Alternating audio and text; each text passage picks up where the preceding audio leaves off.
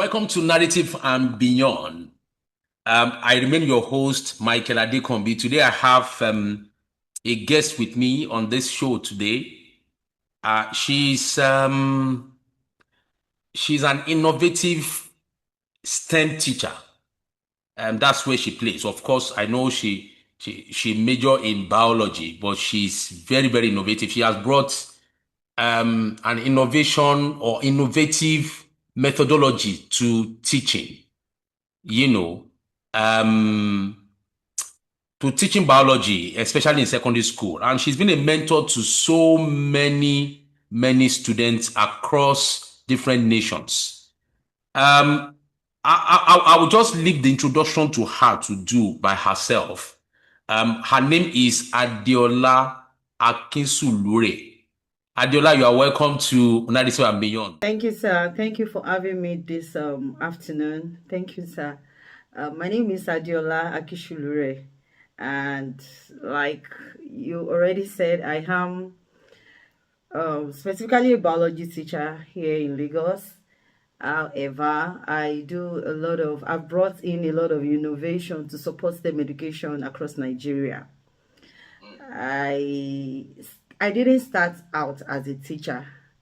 I I just wanted to do my thing. I just wanted to make money, and I had a lot of passion towards marketing. I love anything management.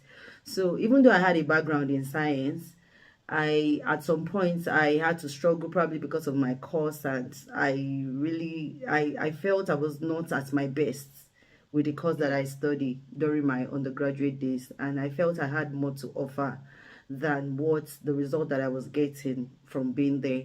So I think that was what actually launched me into going into management sciences, and I did pretty well there. And I was able to make good grades while I was in management sciences. And however, I felt I could do more. I felt I could give more. And that management sciences was actually a turning point for me. Like that was like a defining moment for me, because when I had the opportunity of going into education field, I actually saw education as a product, which was what we were taught while I was in the management science. And to sell a product, you need the right strategies. And that was how I started. I started out by seeing science education that I was formerly struggling with as a product, and all that I need was just the right strategy to sell it to my students, because I started seeing the struggling me some years ago in my own students when I got into the teaching field. So I said to myself I was going to help them. They were not going to struggle the way I struggled. So that was how I started coming up with different strategies. I just wanted to help my students. And thank God for the background too that I had while I was doing my MBA in LASU. I had the opportunity of working with Pastor Kunle Shorinyo, where I met you then, if you can remember. And you and PK, you gave me a solid foundation that made me, I was saying things like doing things out of the box. That was how we were trained when we were at PK's place. You do things out of the box. So when I got into teaching line, I started doing things out of the box. I just felt everything, like things that people like would not even imagine. I started imagining it, and I felt things could be possible. Like, why can't we do this? Why can't we achieve this? And that was a turning point for me. And let me just stop there, because I'm sure that we'll still have more questions. You already started talking about delving into certain areas that I would want our listeners to to understand about you. And because when we met years ago, you were not within education space, and I think you just graduated from the university then when we met, and you were doing between HR and admin and all of that. And afterwards you moved on, and before I knew it, you were in education. So what was the turning point for you? At what point did you decide that you want to go into education, as it were? Okay, so I would say that education wasn't what I really wanted to do. Like I said, I wanted to make money. I had a good mother. I'm sure you know her. She was doing pretty well. She was making a lot of millions and she's still doing very well. Business. Yes, in business. So she was my role model and I felt, oh, I could be like her. I could, like, you know, be in wealth just like her. And but my own biological mother, they saw that potential in me, that I could actually, like, I could be a force in education. So I felt that they wanted me to go into education because my dad also retired from the education sector. He retired as an education secretary. So I felt, oh, probably they just wanted me to carry on his vision and the rest. So I felt, yes, I felt, and I was always looking at him like I know I wanted more. Like, fine, he lived a modest life. I mean, he's still alive. Then, I mean, when he was in service, his life, but I felt I wanted something much more than that. I just don't want to live that kind of life that you like, take care of your family, just have one small house, have a car. I wanted global. I wanted something more. I felt that I could be more relevant. I could be, my voice could be heard just beyond my locality. So that was it for me. So I really fought being a teacher until a particular day my spiritual dad told me, my spiritual father said, why can't you just listen to your parents? And prior to that time, I remember a particular day I was trying to I was teaching someone something, and my dad was standing behind me, right behind me. I didn't know that he was even behind me, and he was actually watching the way I was disseminating the information and teaching the person. And he now said, you want more, you like, you this girl, are you sure you don't want to be a teacher? You have it. Anyway, I wasn't seeing what they were seeing in me. I was only particular about making money, and that was what. And anyway, making impact is actually beyond making money, because when you make impact, naturally money will flow, and that is what I have been experiencing. Like, I am just about, let me just help people, let me just support people, let me impact knowledge, let me do this, and naturally I can't even explain the way the money is coming in, far beyond my salary. And it was at that point when my spiritual father said, just listen to your mom. It was at that point I said, okay, let's give it a trial. And that was how I got into education sector. And when I got in, I thank God, I told you I had a background where I'd worked with you, and particularly showing you a barrister, Akinlami, yes, barrister Akinlami. So, everything about that company was kind of crazy, in quotes. Like, we were doing things like differently, out of the world. Yes. So when I got into teaching line too, I started doing, I started a revolution. I just wanted to see things being done differently. Why can't we do this? Why can't we, I started so many revolution within the education sector. And thank God for the boss that I had. She believed so much in change. She's retired today, but honestly, that woman has been so supportive to my journey.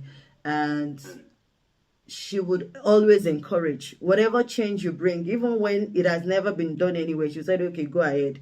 In fact, she would even force us, even when we don't want to do anything, and she would say, okay, what are you doing, what, like that. She will go and look for people that are making wave. Like, I remember a particular time he sent me a video of a particular friend of mine today now, Okpeifa. Olaskomi Okpeifa. He made the top 10 teacher in the whole world, and he's the first Nigeria. Yes, he's the first Nigeria to get to that. I have never heard about him. My principal there, Mrs. Konde, sent his video to me, and he said, she told me then that, see, these are the kind of people that I want you to be like. I want you to emulate people like this. Today, Okpaifa is my very good friend, and we're also in FULBRIGHTTEA together, and we're doing great. He's based in Abuja, and we've done so much together. And when I watched that video of him being announced, I said, when will I ever get to this point? I couldn't just imagine it. But today, yeah, even far beyond that, we have achieved quite a lot. Awesome. I know that you've done a lot, really, breaking frontiers. I was even reading about you online, that some people posted, or somebody, a site posted about you, about some of the works you've been doing. I'm going to get to that, but Okay. let me first go back to Adeola as a child. What was your dream? I Okay. know you are the first child of the family. At least I Yeah. know that about you. Yes. So, growing up there, we had to see through the eyes of our parents. So, as a child, I wanted to become a medical doctor, like every child then, is either you want to be a medical doctor, you want to be a lawyer, you want to be an engineer. So growing up as a child, I just wanted to be a medical doctor. Even I think then my mom was already calling me a doctor. Well, and now I think I know better. You don't even have to be a medical doctor to be called a doctor. So, and which I know that quite very soon it will come to pass. So as a child, that was what was always. However, there were some values that beyond being a medical doctor that my parents want may ensure that we grew up with. One of it was like the fear of God. Like everybody had the fear of God. My sibling and I, we had the fear of God. That was one thing that they have actually placed in our heart. Moral values. Yes, so you don't even want to do anything to hurt people around you and the rest. And beyond that, hard work. My dad, I don't know. I look at him even up till now that he's retired, and even when he retired, the Lagos State government still called him back for another 10 years. So like he worked from 60 years to 70 years for the Lagos State government, even after he retired. And now that even after then, he's still working, like doing a lot of community projects here and there. You see him in church, they call him for landlord association meeting, he's always there. So one thing that they've also like taught us to do is, Still. yes, that the values that they've instilled in us is that spirit of hard work. And let me add also honesty. I remember there was a particular day I went to a boarding school and I just wanted, the ways that people can just bring doctor's reports and say, doctor say I should not do this. I should not cut because then we'll cut grass. So you have to come with your cutlass when you're coming from your house. And you have a broom too that you sweep. So they said, oh, the doctor said I should not sweep. The doctor said I should not do this, and they are my friends and they will say, well, it's fake. Oh. So me too, I went back home. And my dad used to have one typewriter, all those typewriter like this. So I got paper. Yes, I got paper one day, like slotted it in, and I started typing General Hospital Ikeja. Dear, this. I was just trying to like. And my dad just told me, say, don't ever do it. Don't do that. How can you be forging certificates? You can go to this. You can be sanctioned, blah, blah, blah, blah, blah. It's illegal. Is this, is that. So, like, anything that is illegal, no way. You can't try it in the house. You can't. My dad believes that just do it the right way. Everything is going to fall into place, and That's true. that was kind of background that I had. Awesome. Awesome.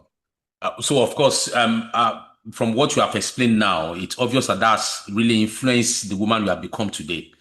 Yeah. Now, I know you've done, I'm trying to walk you through to, into education. Okay. I know you've done different businesses. You even Yeah. done cleaning. There was a time you were doing cleaning. You Yeah. did cleaning for because at times when people hear that people have become a people or someone has become a person of influence or impact within their field, they just think that they just thought that they just got there one day. Things just happen like that. They didn't know people don't actually focus on the process Mm. that someone like you has gone through. I know that you did cleaning for a long time. Cleaning business now for a long Yes. time. Yes. Because I remember when we worked together years ago, I know that you were very meticulous, especially about hygiene, the environment being, maybe that was how did you get into cleaning? That's the question I wanted to ask. How did you get into cleaning business? Okay, so I am going to say that What led to that? even before cleaning business, I've always, right from when I was in the university. So I think I started when beads came out. That was how I started. So I started with beads while I was in school. Beads making, yes. I started making, I could make a lot of bangles, and I would sell 50 naira then. And girls now, they can put 10 here and put 10 here. And before I knew it, the business grew so much that I would not even ask my parents for pocket money because I was making so much money from school. Then when I finished, maybe I finished my university just shortly before going for NYSC, I decided, okay, along the line, beyond bangles, I started making bags with beads. I started making belts with beads, necklaces, and the rest, a lot of accessories with beads. Accessories. Yes, beyond that, I now went into shoemaking. So I learned shoemaking in Vaux. Vaux is very close to Yanoba in Lasso. I mean, close to Lasso. So you were an undergraduate then. Yes, I just finished Lasso 400 level biochemistry. I just finished. So yes. While you were in school, you learned how to make beads. Yes. How to use beads to make accessories. Yes, right? And I was making so much that I was exporting them. Like I had somebody that would come then and take it to the US. So they will ask me to produce for them. Yes, so they were taking it abroad. I was not even selling here in Nigeria. So they were taking to UK. They would take to Canada. So I'll make a lot of them, and I can even use beads to customize. Like I'll make green, white, green, make US flag. I could use beads to do so many things. Flower verses, table mats, I was using it to make so many things. So I felt okay, if I could make bag with it, then I can make palm with it. So that was when I went into, and I remember there was a particular day, one man stood like this and was watching me as I was filing the sole of my palm slippers. So the man said, "Are you sure, say na this work you can't do for year? I been a man, you follow come," because I was the only female amongst, like, in the midst of all the people there. They were Igbo guys. So and they were about 7 or 8. And I was the only female. So that Baba now stood and said, like, "Are you sure you came to learn this thing? Or you came to, probably you want to befriend one of these people here?" And all of them laughed and they said, and your hand has to be very strong for you to be able to file, because if you can't file very well, that machine can take the this thing from your hand, whatever you feel you want to file. If your hand is not strong, you can take it off your hand. And thereafter I went for service. My service here, oh my God, when I was going, I had a whole bag that I packed with beads, instruments for making beads and everything. And they told me, they're not going to allow you to enter into the camp. Luckily for me, I got to camp around 10 in the midnight. They said, "Oh, everybody enter." So they did not even check my bag. So I came in with one big Ghana must go filled with lots of accessories. I sold. Like, I remember when I was leaving camp, that was a day before leaving camp, that was when I went for my bicycle allowance. And they said, "Oh, so there's somebody in this camp that does not need money," because I've made a lot of money. And I remember that while I was in NYSC service, I started doing skill acquisition, free skill acquisition. So I would go into villages. For the community. Yes, women, they gave me Ada. That was my native, that was the name they gave me, Ada. Oh, and you served in the East? Yes, I served in Abia State, Isikwato, to be precise. Okay. Yes. I remember. So they call me Ada, and when I get into their midst, women, girls, is in a mama, I too, I will hail them. "Oh, Ada, Chukugoziegi, God bless you." They're always excited to see me around because they love beats. However, they don't know how to make it. And I will also tell them everything that you need. You don't need to travel to Aba. I already have everything. So they already buy. I make it 100 naira, 200 naira, very affordable for them. And I also made quite a lot of money while I was in service. Yes. And right from then, I already started investing. I had my money, as it was coming in, I was investing. Unfortunately, we were investing into the wrong place, like the stock market. However, some of it is still doing fine up till now. So, like, anyway, from there, okay, when I now got back, I remember a day I was reading an article in a newspaper. I can never forget, it was a Saturday, and they were talking about mattress cleaning. And I felt, oh, mattress cleaning, it has never been done. Like, it's not something that is really common, it's not popular. So I said, okay, I think I would love this. I started reading about it. So that was how the interest. Then, by the time I returned, I joined the sanitation group of my church. So every Saturday we'll go and clean. That fulfillment that I was having, I think, I said I would love this business. And that was how I spoke to one of my like senior our ministers in the church, that at least they know a little about business and company registration. And they said, okay, don't limit yourself to mattress, you can make it general cleaning instead of just. So that was how I started AWARDEE cleaning services. And that AWARDEE cleaning services, I made a lot of money. Of course, business, it's not something that, even up till now, I still run AWARDEE cleaning services. People that know me, yes, I have a permanent company that I've been cleaning for over how many years now? Yeah, maybe over 14 years or something. Yeah, that company, I'm still cleaning it up till now. So I still have people that call me, yes, on a retainership basis, yes, level. So I still have people that after their post construction, they still call me, please come and do this. So even as much as I don't have time, some I give to people that have worked with me. I have a particular guy that has been with me for so long, since the inception of AWARDEE cleaning services. So when I feel I can't meet up, I tell him, take it up. And he's always happy that at least my boss is supporting because he now has his own cleaning service. So Really? yes. Awesome. So at times I just say, okay, use your company to take it. I don't have the time to handle it. And at least, like, I think last week or something, he said, please, I'm sending something to your account to say thank you. I got a contract and I got this much. I want to say thank you. So it's fine. So even if I'm not getting it, at least I'm supporting someone else to, get it. Yeah. That's very good of you. That's very good. And I Okay. didn't talk about my textile business. I told you Okay, about my. I think you should. You have the floor. Let me allow you Yeah. to. Because Yes. somebody will gain from it. Yes. Yes. So along the line, I started Ashwebi things that I got from my godmother and also my spiritual mother too. So I started. It all started like I would just go and help her. And one day she said, why can't you be selling? And that was how I started. I started with just a few pieces of Ankara. Before I knew it, I started supplying people that wants to do party. I started making for brides and groom, and up till now too, I still do Ashwebi things. Oh, However, really?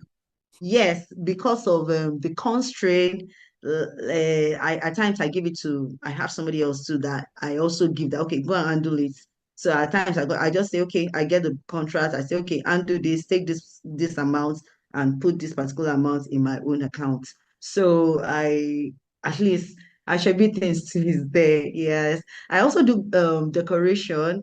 I really don't do decoration to make profits. I just do it to support my own people. So when they are doing parties or having an event, and I know that, okay, I really don't have that funds to really support them 100%, I'll say, okay, don't worry, I'll handle your decoration. And at least they are happy that they're getting something like from there. So it's just something that I love to do. And I know that every December, even up till now, there are some people that they call me, please come and do my Christmas decoration. So I just send one of my boys, go and handle it. I collect the money and we share our profits. We go away. Awesome. Awesome. Yes. All right. So, Thank you. Thank you. okay, Um, okay, um, there's a question I want to ask. okay, sir. From everything you have explained, it's obvious that you are a product of the environment you have been exposed to, the kind of people that have mentored you. Um, what would you say is the impact of mentoring in your life and the life of someone who wants to be successful? Because I believe that success and impact are not the same exactly, depending on your definition, anyways. But I love to focus more on impact and not just success. All Yes. right, because I believe that impact is what gives you that sense of fulfillment. All right, that It's sense of beyond fulfillment, you. Yes. that's a satisfaction, from Mm-hmm. within you. Yeah. What impact do you think mentoring has played in all of this? We're still going to talk about, your some of your works, Reach Her Hub and all of that. We're still going to talk about some of those projects and initiatives that you have brought to education in Nigeria. So, but let me allow you to answer that question. What impact do you think mentoring has made in your life? You've made mention to different people at different times and all of that during this conversation. And what do you think is the impact of mentoring in the life of a young person who is aspiring to become a person of impact? Okay. Like you said, impact is actually beyond success. So it's not just success is just, oh, what I've been able to achieve. Impact is beyond you. Like it extends beyond you. And the place of mentorship, the place of mentoring cannot just be overemphasized.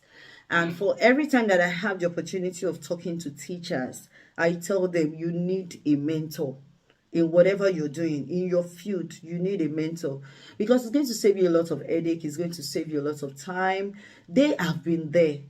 They have made mistakes. They have learned so many lessons. You can leverage on that. You don't need to get there again to make the mistake before you learn. You can learn from their experience, and you can ride on their wings. And it's one of the things that has actually helped me too in my job, like starting from like trying to find my feet to when I got into education field. Even when I got into the education field, I had so many mentors that is telling me, do it like this, do it like that. It just helps, is broaden your horizon, honestly.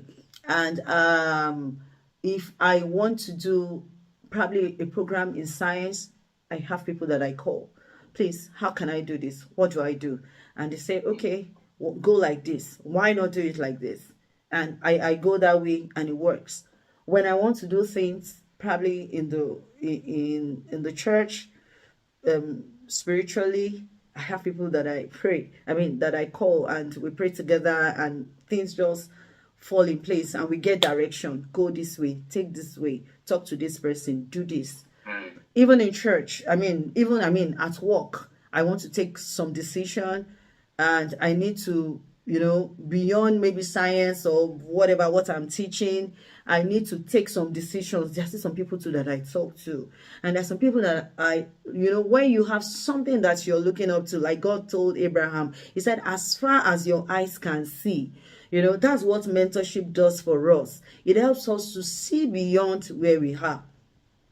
Because if it's just you alone, you are just going to think beyond. You're just going to be, you're not going to think beyond the confinement of where you are. But imagine me having to have worked with particularly Shorinyo, that mindset, or by Sakinlami, or you, or Pastor ABC. I know you know Pastor ABC. When I see people like that, and I see that they, much is expected from me. I have so many people that is expecting, Jola, you need to deliver on this. That's what mentorship does to us. But when you don't have somebody that you're accountable to, you just do things anyhow. So it's very, very important. Anywhere, any field that you find yourself, mentorship is very key. It's very key. All right, thank you. Um, um, there's something that came to my mind. You are doing a lot of works in mentoring young girls. A lot of works. I saw some online. I was like, oh, really? So I never knew you were doing so much like that. And you have not limited yourself to just Lagos State or even Nigeria. You have young girls, especially teenagers, that you are mentoring across different nations of the earth. We're still going to talk about your Fulbright Award and all of that, maybe in the part two of this conversation. At what point did you make up your mind to say you need to begin to do something differently about young girls, about the girl child, as they would say? At what point? What led to this? What led to this passion, to this vision? Okay, thank you, sir. You know, there are sometimes that God purposely takes us through some kind of path for us to be able to help people, help people later on in future. That's right. So Yeah, I would correct. say that I came from a family of, we are all girls in my family, and when I was growing up, I struggled. Like I had lots of hormonal issues, hormonal disorder. Like when I'm menstruating, I could menstruate for 30 days non-stop, you know. And when it finally stops, every flow, when it finally stops, you know, it could go for 3 4 months, and you know, by the time it comes back, and you know, people will say so many things to my mom. One more, you anyone, like, they can be very wayward though, don't believe them, oh, don't trust them, oh, you know. I finally, you know, for I think over a decade, because throughout my secondary school, my university days, until just few months to my wedding, that was when I finally, you know, I remember then when I was any prayer points like this, that was her. God, I mean, over with the usual of Lord, you know, just like you heal her, you know, I'm also, my case is similar, just heal me, you know. I was always praying about it until finally I got the right breakthrough, information and breakthrough. And when I got into education sector, I saw girls too in my own shoes struggling, you know, as biology teachers. I mean, as a biology teacher, there are sometimes when I'm teaching a particular topic, I say, oh, I try to relate what I'm teaching to real life experiences, authentic learning. That's a strategy that you can use to effectively teach science when we are able to relate every concept that you teach to what that student can see around him or her. So I would, when we're talking about reproductive system, female reproductive system, at times I could make references to what I experienced as a teenager, and I saw some of these girls. They will come to me and say, I'm having this issue. In fact, it was while I started working with students that I even discovered so many disorder. So I felt that hormonal disorder is just one of so many other disorder that even these girls can have. Like there's what we call premenstrual syndrome, PMS. It was when one of my students came to me and said, when I am about to be on my period, or when I'm on my period, like she can't really explain, but she begins to have like mental disorder. Like she talks in an inconcurrent way. So when she's talking, you'll be wondering that she could it's a mental issue. But immediately after that period, she'll be fine. So, you know, it's actually premenstrual syndrome, PMS. So, and it's something that is treatable, and it's something that is also avoidable. And when I took up her case, we sent for the parents. The mom came and said, we already know, but yeah, like family stuff, like spiritual. Yes. So my boss said, no, this is not spiritual, you know.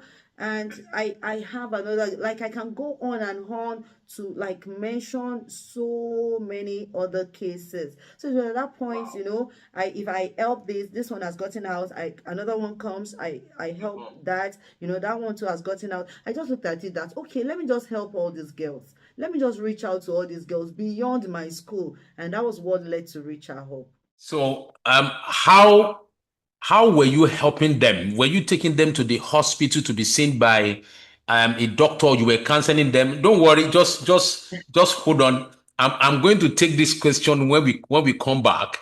We'll, It's we'll fine. be right back for the part two of this conversation with Okay. ADEOLA, who is doing very, very phenomenal things within the educational sector, not just in Nigeria, across Africa, and even globally. She's been to the US because of some of her innovative approach or methodology to teaching, to teaching STEM, in secondary school in Nigeria.